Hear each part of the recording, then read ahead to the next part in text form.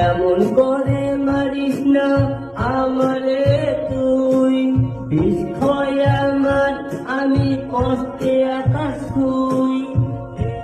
এমন করে মারিস না আমারে তুই, বিষয় আমার আমি কষ্টে আকাশ ছুঁই। আমি ভালোবাসলাম কেন বেঈমানটারে, কষ্টে আমার বুকের পাঁজর ভেঙে যাচ্ছে রে। এইভাবে আর বাঁচতে চাই না তোরে ভেবে রে। আমার কাছে মনে হচ্ছে মানে পাকিস্তানি হানাদার বাহিনী বাঙালির উপর 9 মাস ধরে এই পরিমাণে অত্যাচার চালায়নো, আমাদের উপর যে পরিমাণে অত্যাচার চালাইছে তার হাত থেকে এই দেশের মশা মাছি হাতি ঘোড়া গান মিউজিক সঙ্গীত কোনো কিছু রেহাই পাইতো না ভাইয়া। আমরা কোন পাপটা করছিলাম, কোন অপরাধটা করছিলাম যার কারণে আমাদেরকে এই লেভেলের শাস্তিটা তুই দিতে চলছে ভাইয়া? তুই ভাগ্যটা বলা যে আল্লাহ তোরে এমপি বানায়নো, আল্লাহ মানুষ চিনছে।